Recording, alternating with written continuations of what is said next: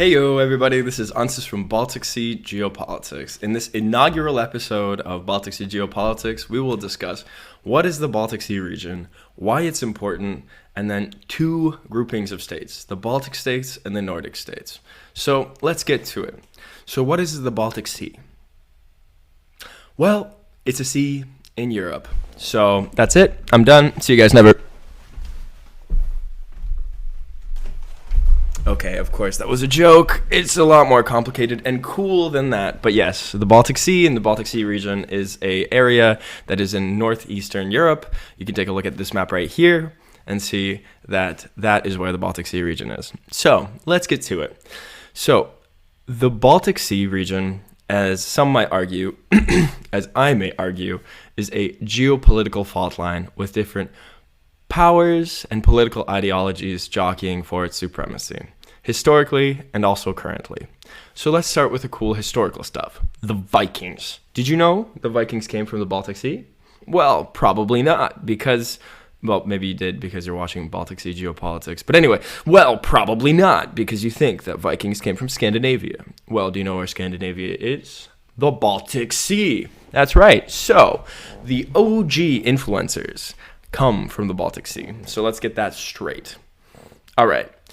But on a serious note, the Baltic Sea region has played an important geopolitical role in history. It served as the meeting point between great European powers for centuries, from Vikings to Danes to German Crusaders to the Swedish Empire to the Polish-Lithuanian Commonwealth to the Tsarist and German empires, then to the rise of the self-determining independent states, then to the Cold War and to liberal democracies, NATO, EU, and oligarchies that have more recently turned into full-on blown dictatorships. So honestly, this region has it all when it comes to being a geopolitical fault line. I mean, look at the past 50 years. This region has undergone the fall of communism, the re-entry of independent states into the EU, and an increasingly aggressive Russia. This geopolitical fault line, oh my god, I'm going to say geopolitical like a billion times, so I'm probably going to get good at this throughout the whole season and whole episodes. All right, let's keep going though. This geopolitical fault line has shifted from what it was in the Cold War to where it is now. It shifted so much that even the neutral states of Finland and Sweden have had to join a defensive alliance. Okay, well now I'm babbling about things that I will explain throughout this channel, but let's get into the current geopolitical players then. And in this first episode, we'll do a quick overview of two groups of states, the Baltic states and the Nordic states. So, of course, there's no better place to start when talking about the Baltic Sea region than the Baltic states themselves. And guess what? Guess what they're named after? The fact that they are on where? The Baltic Sea. Exactly. So, these three sisters, or three brothers, or three family members, or three of something that's very closely linked historically and geopolitically, have formed a formidable geopolitical bloc in Europe. Latvia and Lithuania are the only states that have a Baltic language. Estonia, however, speaks a Finno-Ugric language. All of these three states share an extremely similar history over the past 200 years or so, with being ruled by Tsarist Russia, having national awakening movements, fighting and winning independence after the First World War, followed by a time of independence, then being invaded by the Soviet Union, then being invaded by the Third Reich, then being re-invaded and subjugated by the Soviet Union, finally winning independence by holding hands, singing songs, and staring down tanks.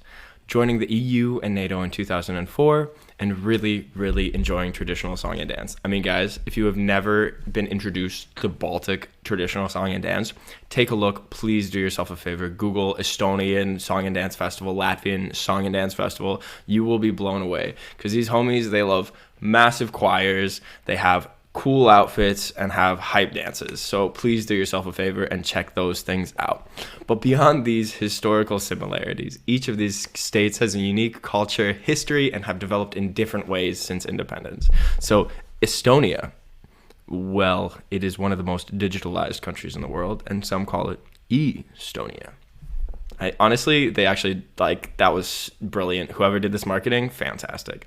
Lithuania, out of nowhere, has become one of the most happy states in the world, which was a shock to me. Not because Lithuania is bad or anything, but it's just not something that comes up to your mind as being one of the top 20 happiest states in the world. And Latvia is generally just a chill guy with lots of forest. So now for another overgeneralization. These states pursue similar diplomatic aims, often joining together to have a larger impact on global agendas. Recently, there's been a trend of an aggressive Russia, so each of these states has increased their defense spending by a lot and has supported Ukraine.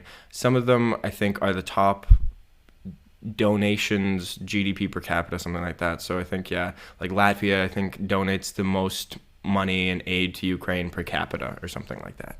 So now let's get to the Nordic states, and let's go specifically north from Estonia to Finland. Finland's history is unique, and it's also been this kind of geopolitical borderland and been kind of the battleground between different empires. So, for example, Finland was ruled by Sweden for a long time until 1809. When the Tsarist Empire took over. Finland then gained independence after the fall of the Tsarist Empire, fighting a civil war as well. However, Finland was able to keep its independence throughout World War II due to them being amazing cross-country skiers and pretty awesome at defending Finland in the winter months and all that kind of stuff. Take a look at the Soviet-Finnish wars and take a look at these hype-ass outfits that the Finns had. So let's keep going. During the Cold War, Finland was Finlandized. So this Finlandization is this kind of term saying that it was caught in this kind of international relations space where it really had to placate to the Soviet Union. If it didn't placate to the Soviet Union, then it would risk some level of encroachment or some level of reinstigating hostilities with the Soviet Union. So they placated them in international relations in order to ensure their independence. However, since the fall of the Soviet Union, Finland was finishing its Finlandization process, joining the EU in 1995 and NATO in 2022. Beyond this, Finland is one of the happiest countries in the world, drinks the most coffee, and is the birthplace of Clash of Clans. However, most importantly, it's the birthplace of Clash Royale.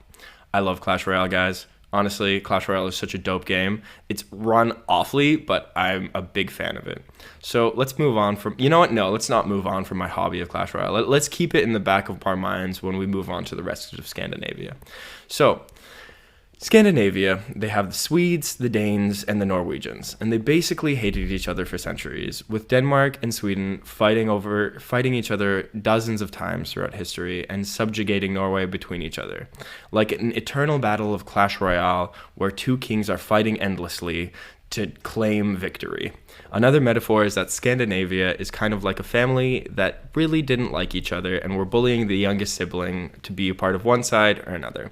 Then they all grew up, modernized, developed very stable modes of government, spent time becoming rich, and the youngest sibling has grown up to be the financial head of the family.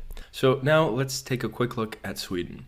The Sweden of today, known for Minecraft, IKEA, was not always such a peace-loving nation. And I forgot about PewDiePie, it's also known for PewDiePie. But yeah, it was not always such a peace-loving nation.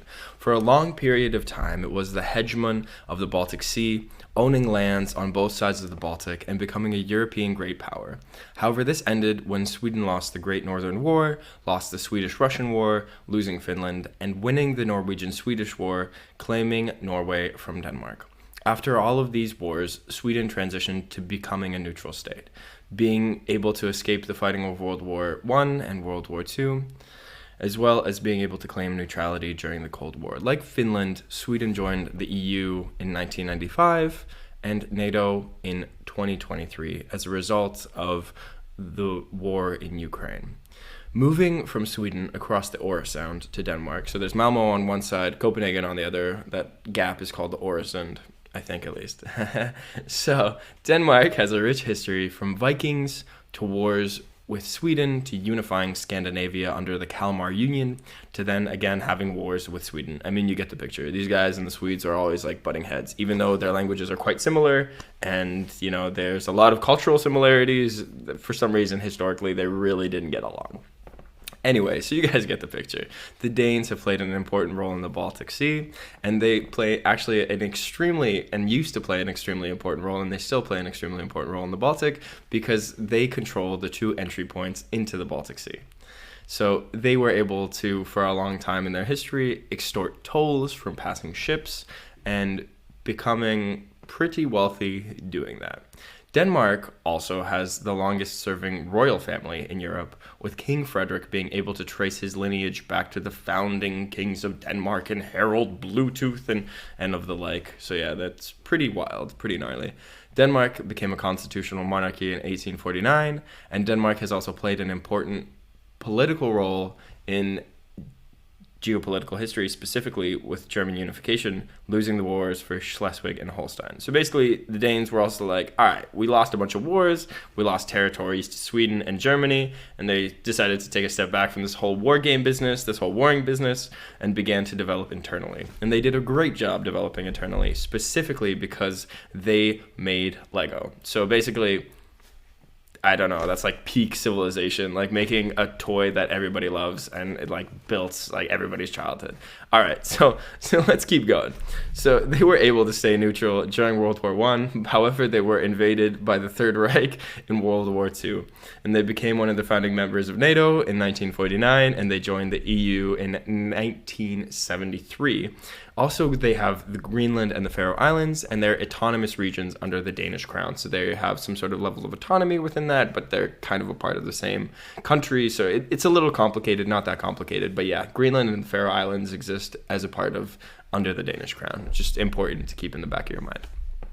So enough about the Danes, enough about Denmark. Let's move to Norway. Let's move to the little sibling that used to get bullied and now has become loaded and has a dope life. So we're not going to delve too much into Norway because technically it doesn't border the Baltic Sea. However, it is an important member of the Baltic Sea region. Basically, Norway was pushed around by its neighbors for a very, very long time, then gained independence in 1905 and hit the societally development gym and claimed neutrality. It was able to stay neutral during World War I. However, it didn't succeed in the second iteration of the World War. Here, Norway was captured by the Third Reich. After the war, Norway became a founding member of NATO, found oil in 1969, and the rest is history. They have not joined the EU to save their sovereign wealth fund, but they are a part of the EEZ and Schengen. So basically, they get a lot of the benefits without having to be too involved in the EU. So thank you guys for watching. In the next episode, we will go over the remaining nations. We'll talk about the big players of the region. We'll talk about Germany, Poland, and Russia. We'll also discuss Belarus as it's part of the Baltic Sea region, but it is not on the Baltic Sea. So stay tuned for the next episode of Baltic Geopolitics. Like and subscribe and let me know what you want to learn about. Peace! Okay, this is awkward. See you guys later. Peace.